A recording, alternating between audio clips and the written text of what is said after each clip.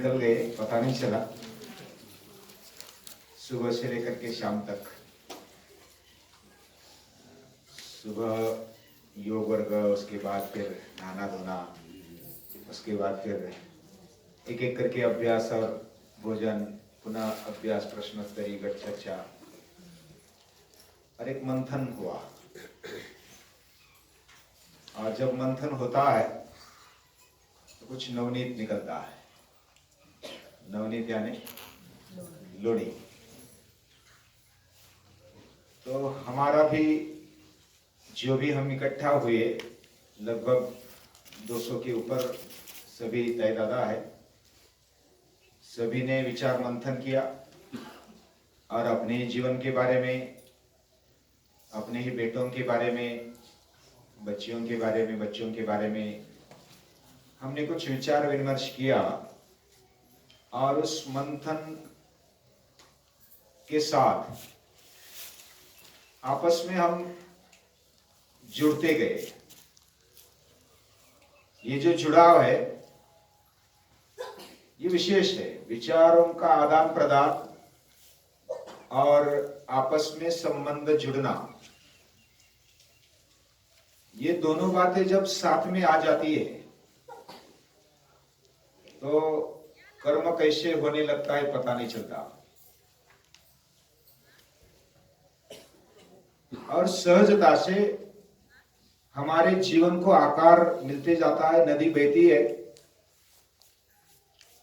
बहते बहते उसको आकार मिल जाता है, साइड में हरा भरा हो जाता है। नदी ऐसा नहीं सोचती कि मैं हरा भरा कर रही हूं,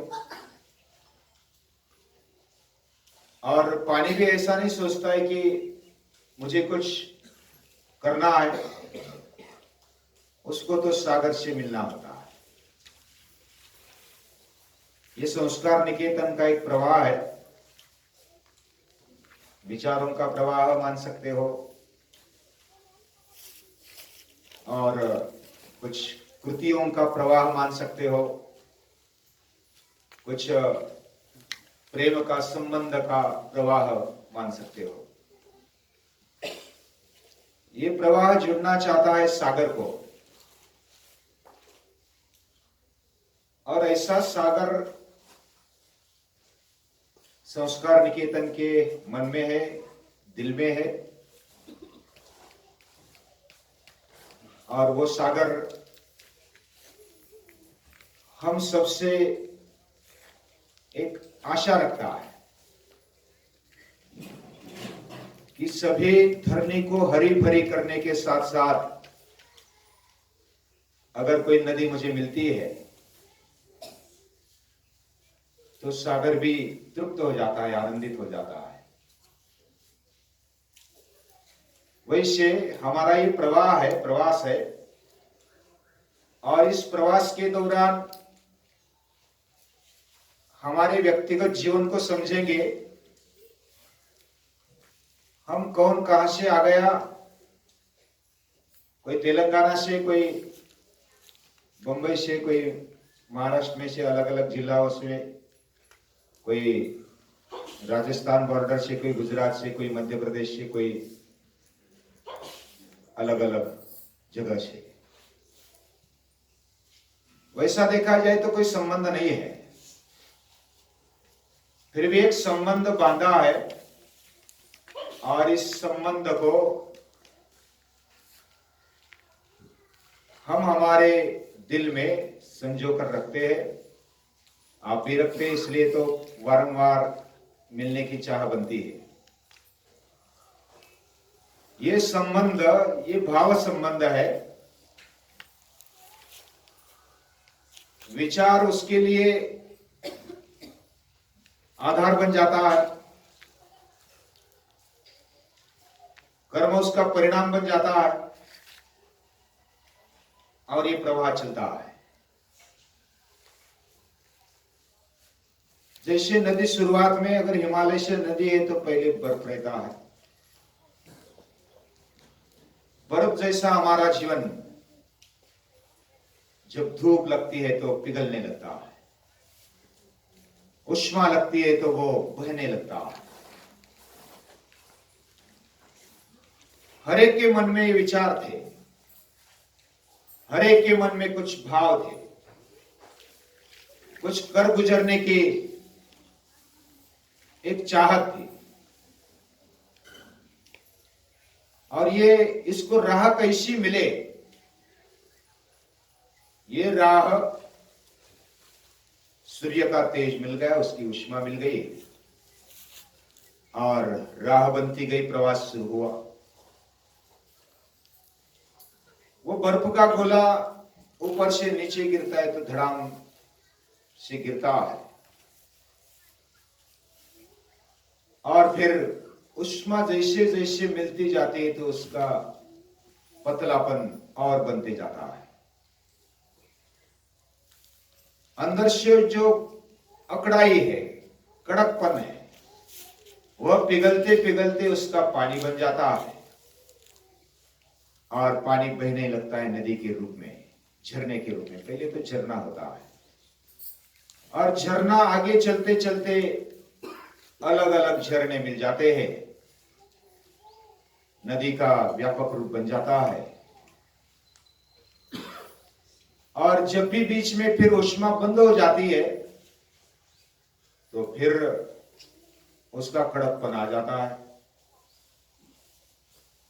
फिर ऊष्मा मिलती है, सूरज की किरणें उस पर पड़ती है तो फिर बहने लगता है, पिघलने लगता है, उसका प्रवाह जारी होता है। हम सभी में ये सुप्त रूप में हमें कुछ करना है, अपने जीवन में भी करना है, अपने फैमिली के जीवन में भी वो आना चाहिए और पूरे आसपास पूरे देश में आना चाहिए, पूरे मानव मात्र में आना चाहिए। ऐसी एक उमड़ सभी के मन में होती है। इसको एक राह मिल गई संस्कार निकेतन के कारण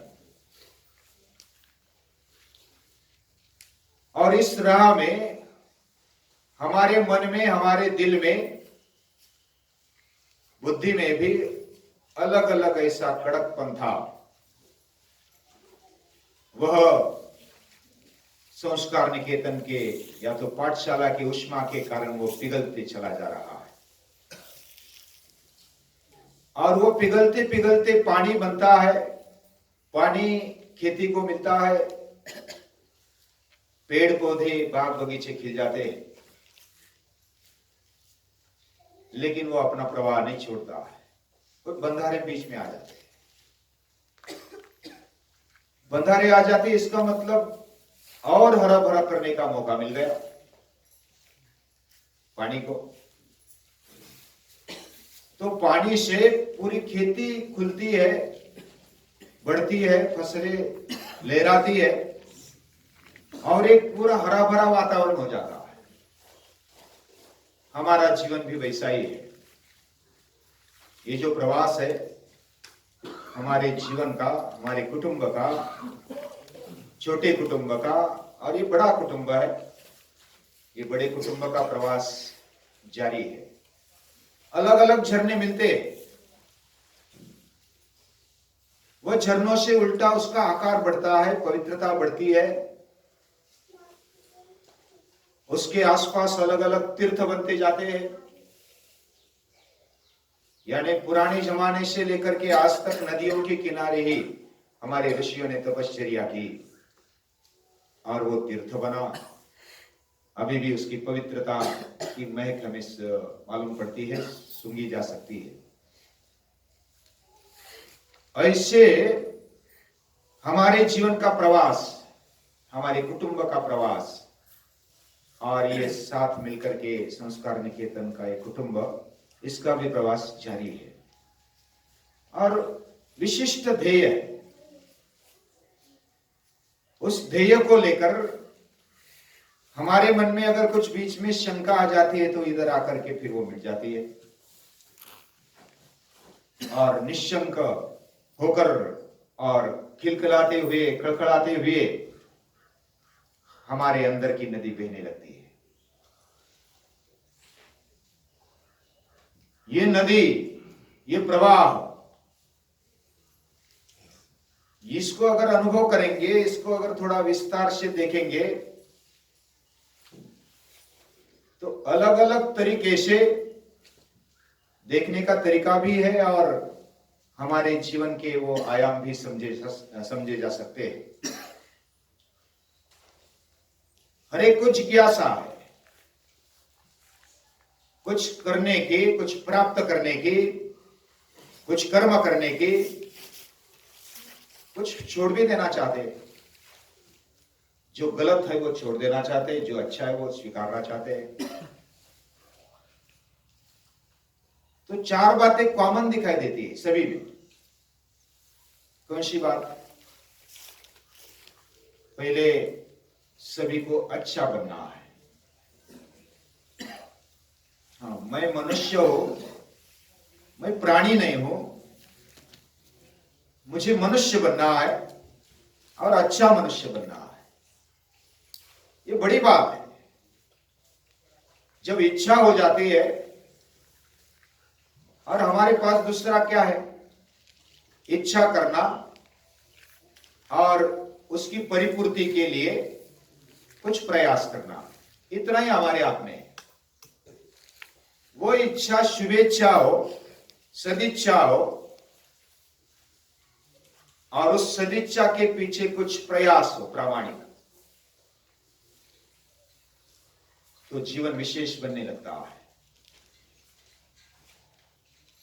जैसे तत्व ज्ञान विद्यापीठ में अगर आपने देखा होगा, शिव शंकर के नीचे जो पगथिया है उसके नीचे लिखा है,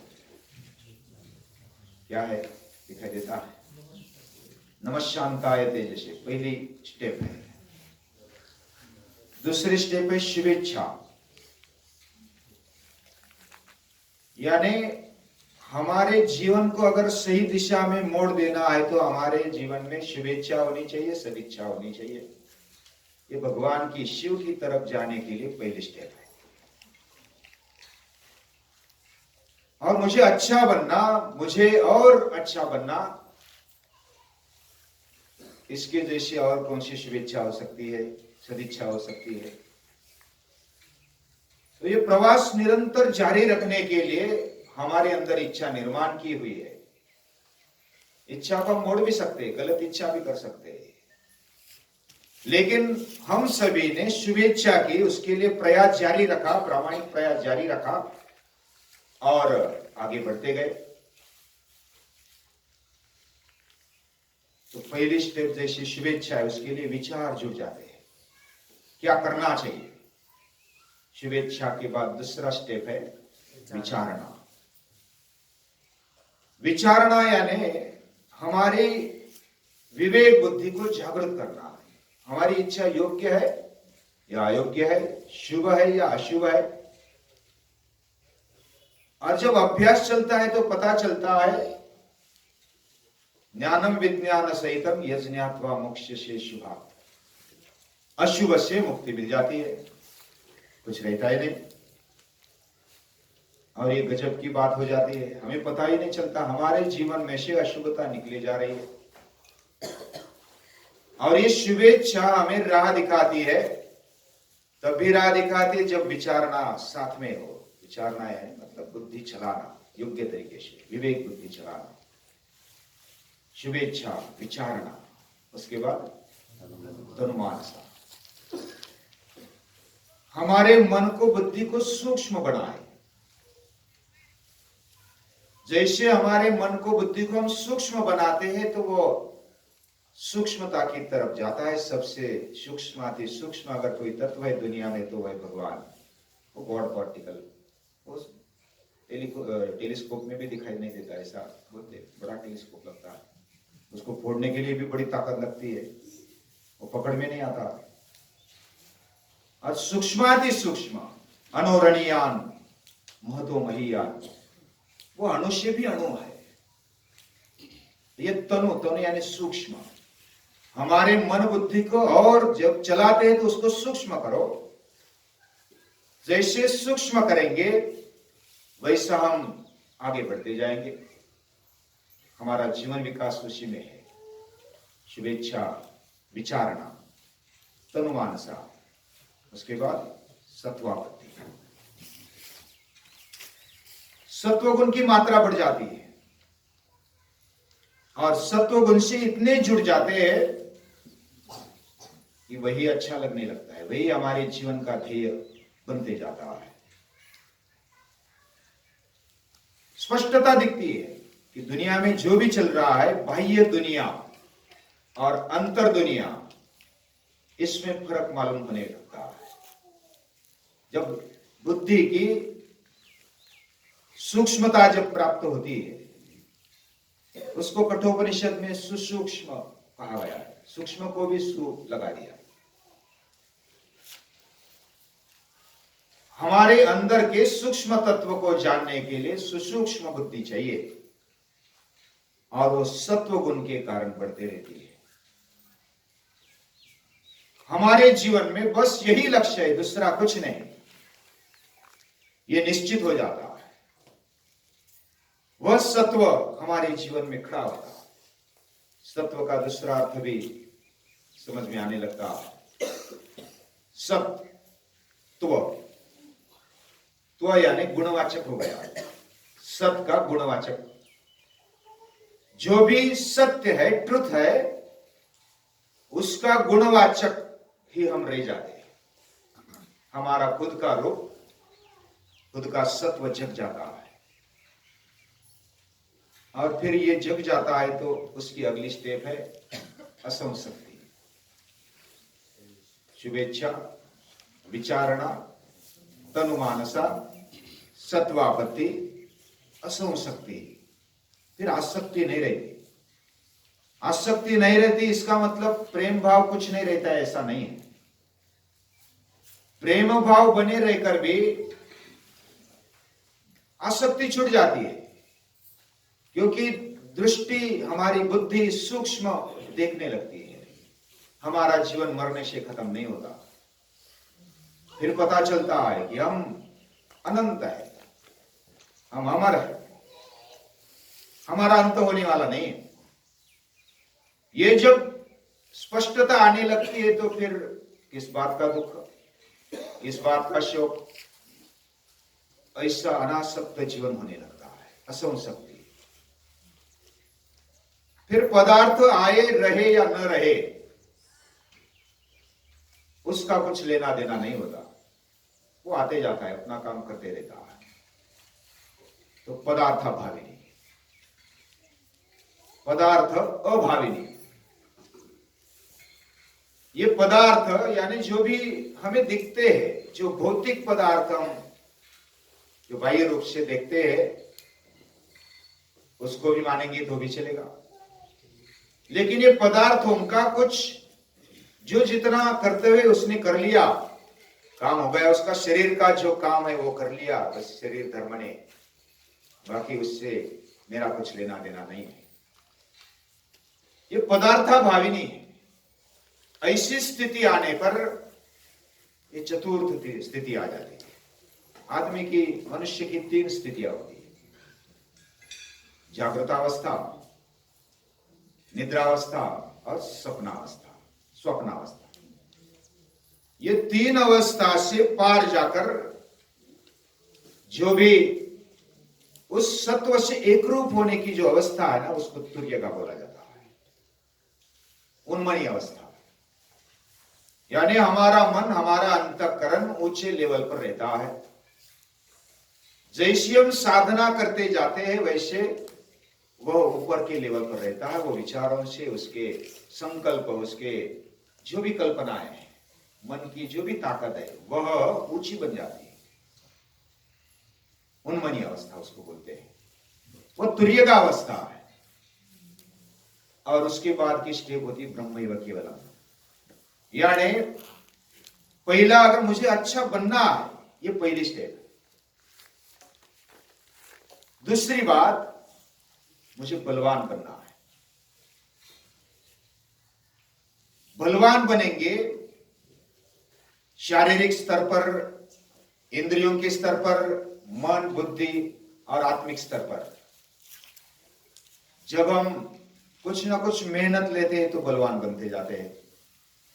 संघर्ष से बलवान बनते हैं। किसी ने कहा था, अभी बहुत सारा हमारा विचार विमर्श हुआ कि जब संघर्ष आता है, कोई विरोध करता है, तो हमारा काम योग्य चल रहा है ऐसा मानना चाहिए। ऐसा किसी ने कहा? हाँ,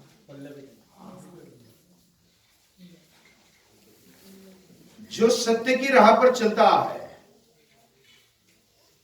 जैसा प्रकाश आता है तो अंधेरा उसका विरोध करता है। ये क्यों आ गया, मेरा अस्तित्व मिटा रहा है, ऐसा उसको लगता है, और वो प्रखरता से विरोध करता है। लेकिन विरोध करके भी कर नहीं पाता। अंधेरा कितना विरोध करेगा, प्रकाश आने पर क्या उसकी ताकत है? वैसे हमें बलवान बनना है, और बलवान अलग अलग स्तर पर बलवान बनना है। ये गुरुकुल से पाया जाता है। शुभेच्छा हो, हमारी अच्छे बनने की इच्छा है और बलवान बनने की इच्छा है।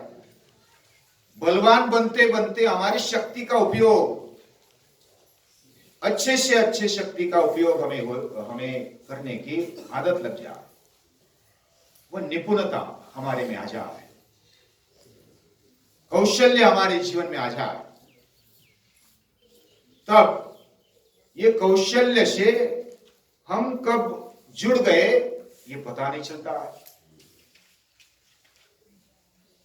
यानी एक समझो कि बच्चा आसन करने लगा, सीखने लगा, हर रोज प्रैक्टिस करता है तो धीरे धीरे निपुणता आने लगती है। हम भी हर रोज कुछ अभ्यास करने लगते हैं तो निपुणता आने लगती है, और वही निपुणता समझदारी में, विवेक में बदल जाती है।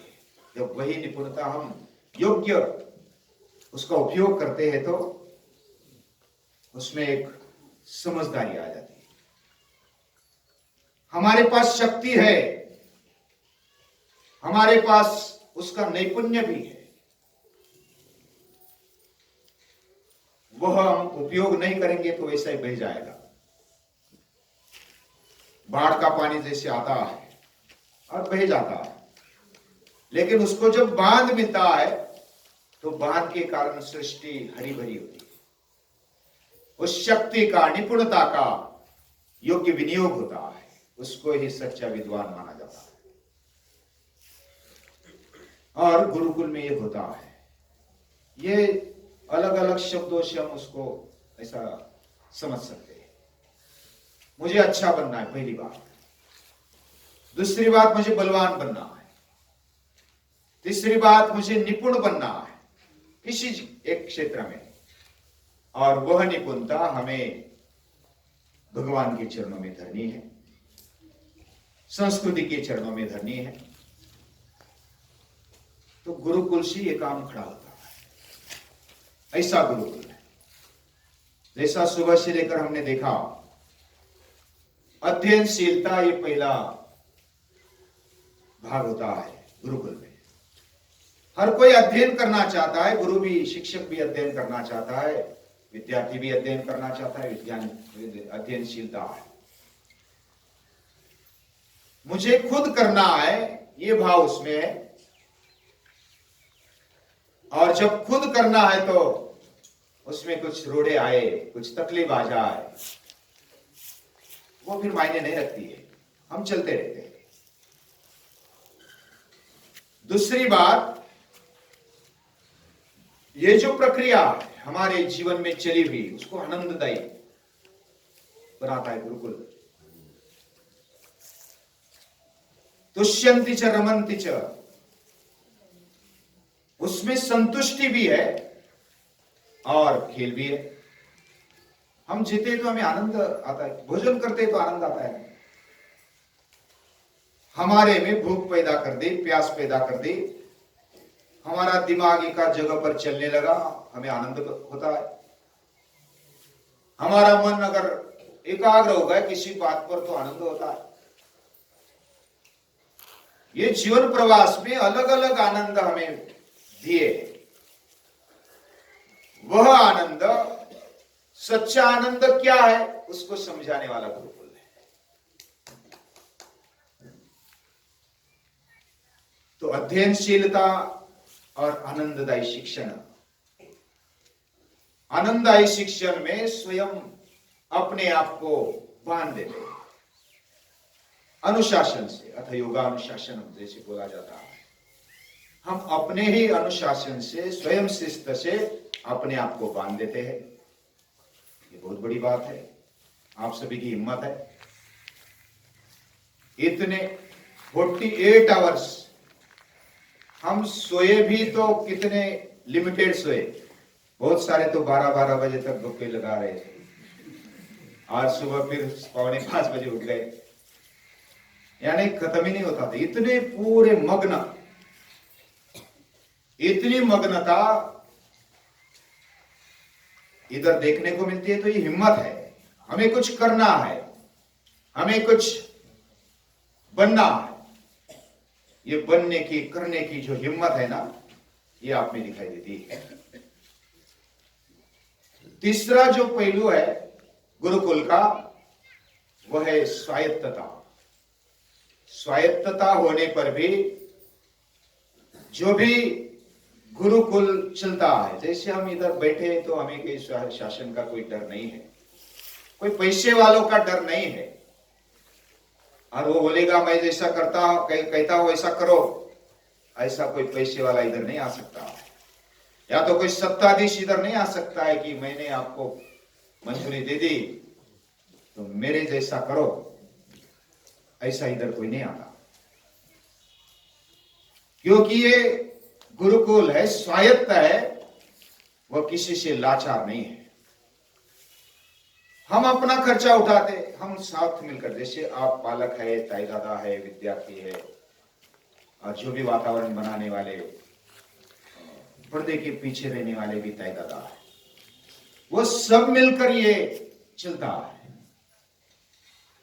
आप सभी का योगदान इसमें है, और जो भी हम इधर डालते हैं उसी से खड़ा होता है। स्वायत्तता यानी हम जो भी चाहते हैं उसको एक रूप बन रहा है, एक आकार ले रहा है, इसको एक रंग आ रहा है। और ऐसा जैसे मैंने एक व्हाट्सएप पर देखा था, एक टेबल पर एक ने ऐसी लकड़ी बजाकर संगीत बजाया, तो उस पर एक रंगोली डाली थी तो उसका आकार बन गया। अभी नेचुरली ऐसा आकार बनते जाता है। कोई ऐसी सच्चाई को लेकर कुछ संगीत बजाता है तो हमारा मन भी आकार लेने लगता है, हमारी बुद्धि भी आकार लेने लगती है, और ये आकार हम अपने आप को दे रहे हैं। यानी जैसे कुम्हार जैसा दूसरा मटका बनाता है, लेकिन हम ही का मटका बना रहे हैं, ऐसा ही गुरुकुल है। यानी उसमें अध्ययनशीलता है, उसमें आनंद भी है, दैवी आनंद है, और जो स्वायत्तता है वह भी बरकरार है। ये जो भी हम कर रहे हैं उस पर पूरी श्रद्धा है, इसलिए तो हम इधर इकट्ठा हुए हैं। श्रद्धा में जैसे हमने देखा, श्रद्धा में विश्वास है, प्रेम है, आदर है, और करने की लगन है। इस श्रद्धा में समाहित है, और इस सब का कॉम्बिनेशन आप में दिख रहा है। जो भी समस्या आती उसको, उसका सामना करने के लिए तैयार है। इधर बच्चे रखे, समस्या आती है, उसमें कोई ये नहीं है, कोई ज्यादा भावनिक होता है, कोई ज्यादा मस्तीखोर होता है, कोई अलग विचार करता है, कौन कैसा संस्कार लेकर आया हमें पता नहीं चलता। लेकिन जब संबंध बांधकर जब हम साथ में रहते हैं तो दोषों का सहज स्वीकार होता है, और सहज स्वीकार होता है इसका मतलब उसको बढ़ावा देते ऐसा नहीं है। वह दोष जिसका स्वीकार किया जाए तो वो भी समझता है कि मुझे बदलना है, मुझे और कम करना है। जितने भी दोष है या तो गलत बातें, उसको कम करते करते मुझे अच्छा बनना है, बलवान बनना है, मुझे निपुण बनना है, मुझे समझदार बनना है। और आप सभी आ गए, 2 दिन रहे, इधर कुछ व्यवस्थापन में या तो कुछ हमारे व्यवहार से, आचार से, विचारों से, हमारे कर्म से जो भी कुछ गलत हुआ होगा, नहीं, उसके लिए कुछ भी गलत नहीं, आप हमें क्षमा कर देना, क्योंकि आपका उद्देश्य भी महान है और हम भी आपके साथ चलना चाहते हैं और सभी साथ मिलकर संगच्छध्वम संवदध्वम ओम सहनावतु सहनौ भुनक्तु, हम साथ में चलते हैं तो साथ में हमारा रक्षण हो, साथ में हम खाए पिए, साथ में हम बलवान बने, साथ में हमारा तेजस्वी अध्ययन हो और एक दूसरे में बिना कारण का द्वेष न हो।